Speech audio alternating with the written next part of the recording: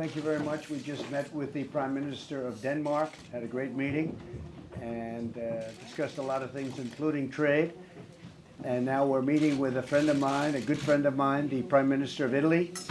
And we have many things to discuss, including trade and military and all sorts of different things that we're working on together.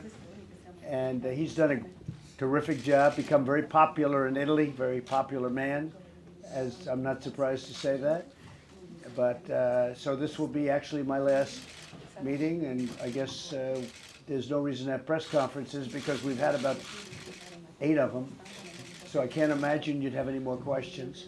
But it's been a very successful day and a very successful 2 days. We've made tremendous progress. We've raised $130 billion from outside of the United States, other countries putting up that money. And that's on a yearly basis. That's $130 billion a year. In 3 years, that'll be $400 billion a year extra, not just dollars, extra dollars. And that's unthinkable. And I will tell you, Secretary General Stoltenberg was extremely generous in his remarks. But it was not good what was going on with NATO, which is very important. NATO is very important. It was not good, and now it's gone to a very, very strong position, the strongest I think it's ever been. In speaking to the President of France yesterday, we had a good meeting, and he's taken back his comments very much so on NATO.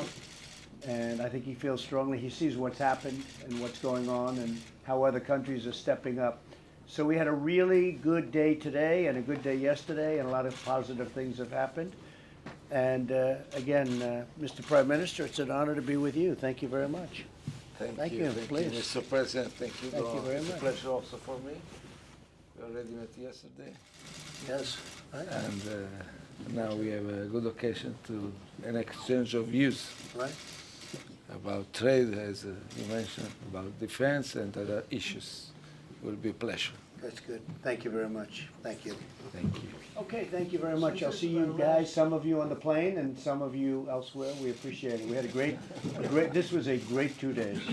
Steve, go ahead. Since it's our last opportunity to ask you questions, do you want to comment on the House Democrats impeachment report that came out last night in the hearing? Well, I did. I saw it, and it's a joke. Everybody is saying it, and I watched reviews. I watched Hannity, Sean Hannity. I watched Laura Ingraham. I watched Tucker Carlson. I watched a lot of other legal scholars, frankly. I watched some people of great legal talent and highly respected, Alan Dershowitz, and many more, many more. I watched a very terrific former special prosecutor, you know Ken, and Ken is a talented man and a smart man, and I will tell you, it is a uniform statement, I think, pretty much right down the road, that what they're doing is a very bad thing for our country. It's of no merit. And the Republican Party has never been more unified, ever. They've never been as unified as they are right now. I've never seen anything like it, where you have 197 to 0, where the Senate is very angry about it. I think the Senate, I can say, is angry, and the Republican Party is angry. A recent poll came out, 95% approval rating from me and the Republican Party, which is a record.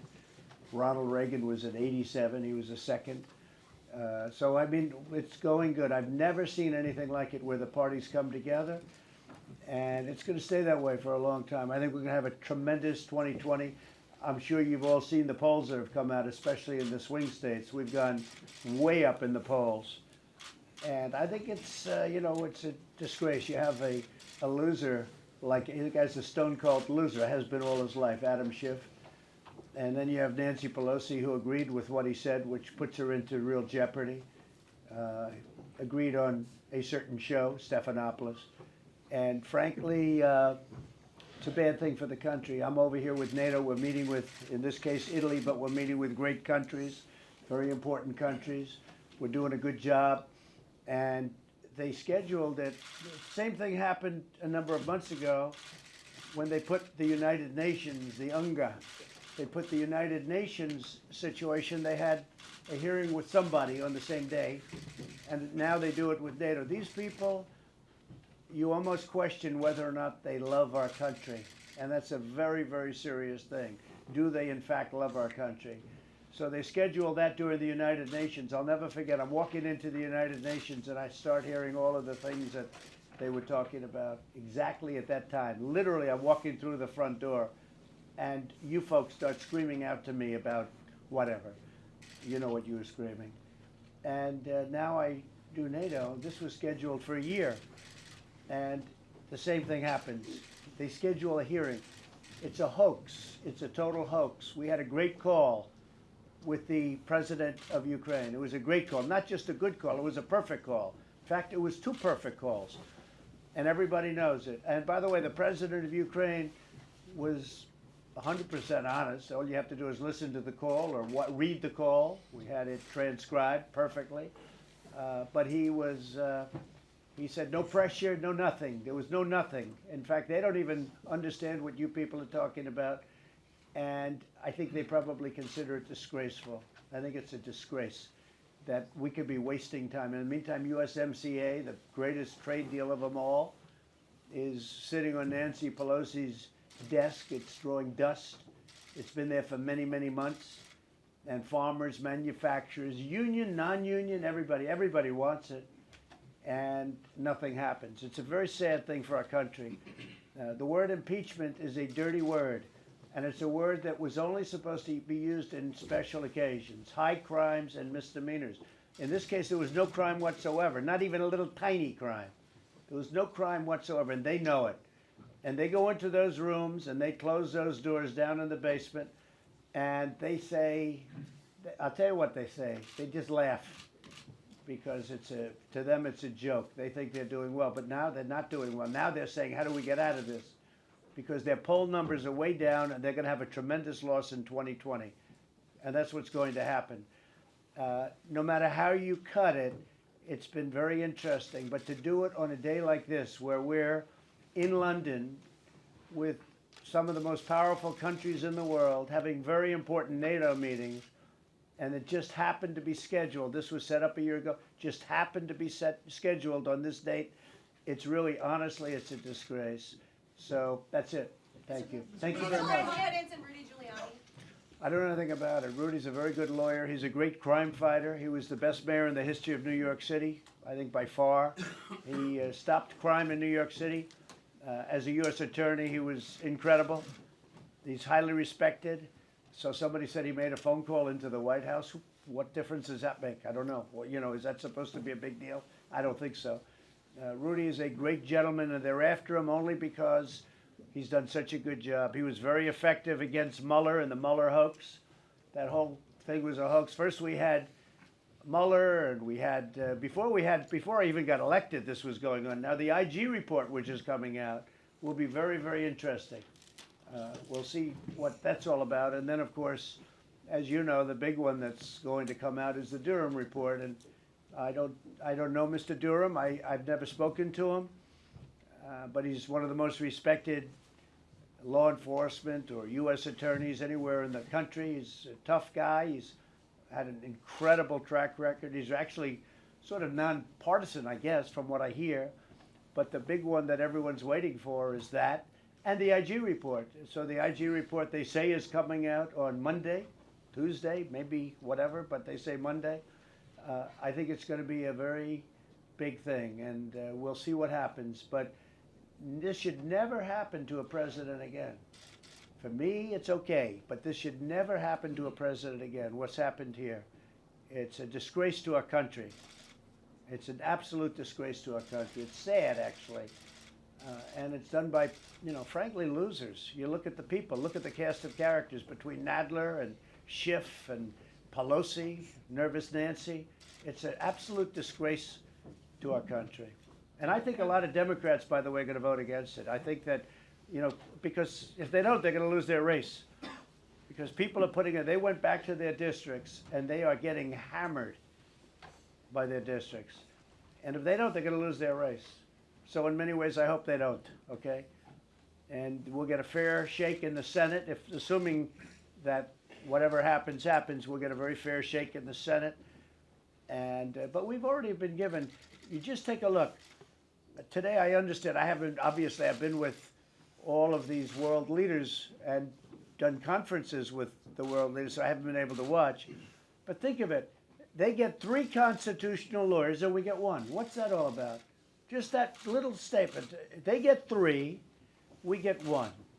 We had no representation. We couldn't call witnesses. We couldn't do anything. It is the most unfair thing that anybody's ever seen. They would have done much better if they gave us equal representation, because the public gets it. But just look at today. Now, I don't think too many people are going to watch because it's going to be boring, all right? In fact, you're here. I guess you're here. We'll supersede it, right? But not a lot of people are going to be watching today. But just think of this. Constitutional lawyers, they get 3 and we get 1. What kind of a deal is that? Now, you don't need a constitutional lawyer because there was nothing done wrong. 0 done wrong. And I say it, and I'll say it again. Read the transcript and then listen to what the president of Ukraine said. He said there was no pressure whatsoever.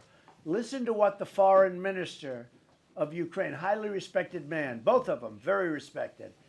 Listen to what the foreign minister said. And he said there was no pressure whatsoever.